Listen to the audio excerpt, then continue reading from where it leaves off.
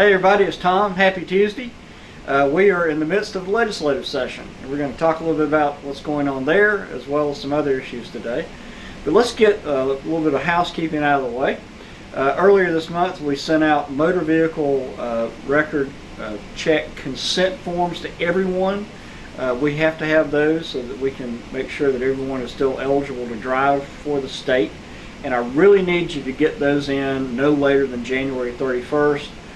Please make that a priority so you can get it out of the way so that we don't have to spend time figuring out where those are and figuring out who has responded and who hasn't. Please make that a priority. So let's get on to the solid core business of our agency.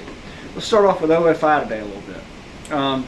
Many of you have already seen the new dashboard that's been rolled out. I can tell you that based on feedback we've received, this dashboard, which of course is designed to make your job easier, to avoid you having to redo things all the time, that we're actually working on an even more improved version of that. That will be coming out soon.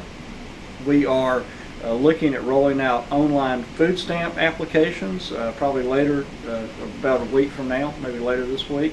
We were going to do it last week, had a couple of glitches on that, but we're on the roll. And I can tell you that over the next couple of months you're going to see improved application times, improved use of automation to do some of the renewals and other things so that we don't have to touch these things. And we're going to do everything we can to make your job in OFI more efficient and to make your job simpler. And I think by that way we'll fulfill our duty to the people of Georgia to make sure that they're getting not only great customer service, but also especially the benefits that they qualify for in a timely and accurate manner. On the child welfare side, I think we need to remember that January is Human Trafficking Month.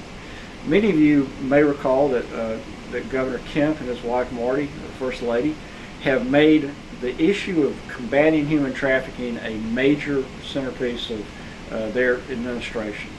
And so of course we have the Grace Commission, which is sort of focused on bringing together a lot of thought leaders on the issue of how to combat human trafficking. I know the GBI and our agency are working with the Grace Commission. We also have the Safe Harbor Commission. As many of you may recall, a few years ago the people of Georgia passed a constitutional amendment to put essentially a fee on certain adult entertainment establishments so that we could use that money to provide or to services for human trafficking victims. We have got that commission up and running, got a lot of great people working with us on that. We also need to highlight today that the receiving center for child trafficking or for human trafficking victims is just about to be up and running. So there's a lot of energy around this issue, including a piece of legislation that's going to roll out, or has rolled out already, but that should go through in this legislative session to tighten up some loopholes on human trafficking, to increase penalties, and to make sure that we as a state are doing all that we can to eliminate this scourge.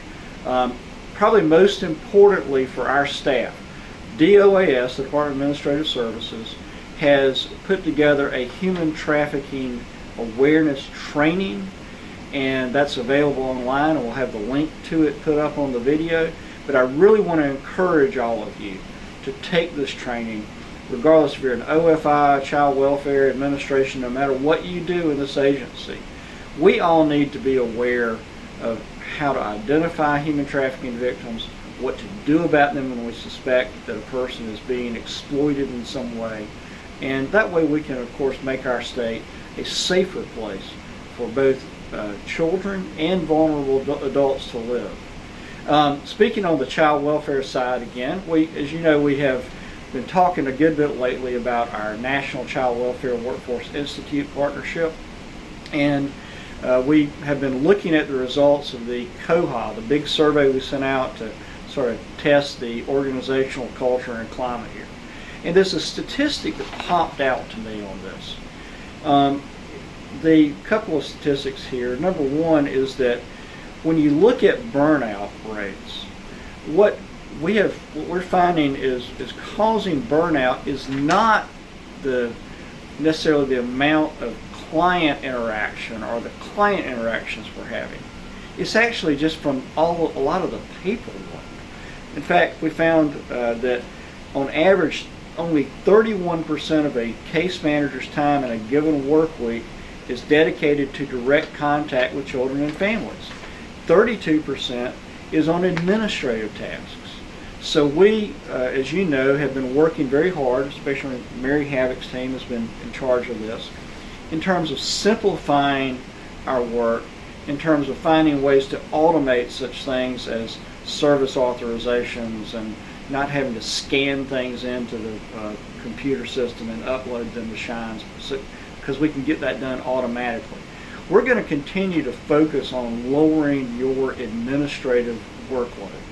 Of course, we're doing that on the OFI side with simple applications, and we're going to do it on the child welfare side by both automation and by simply reducing some of these administrative tasks that end up turning you from what you should be, which is discretionary professionals who will go out and work and use judgment to care for people, and we don't want you to become paper pushers. We want you to do the work that you were trained to do and that you were born to do, and that's your purpose in life. And I don't think anybody in this world ever wanted to grow up to be a paper pusher. So we're going to continue to work on that. I hope you will help us as we figure out ways we can reduce that administrative burden. And I hope that you'll continue to give us feedback on how we can do better. At the state office, what I've been saying a lot lately is that our role is not to tell people what to do. It is not to force people into doing X, Y, or Z. It is to make sure that we are supporting the work that occurs at the street level, where the individuals that we are serving and our staff are interacting. How can we make that interaction the most effective and fruitful and beneficial for everybody?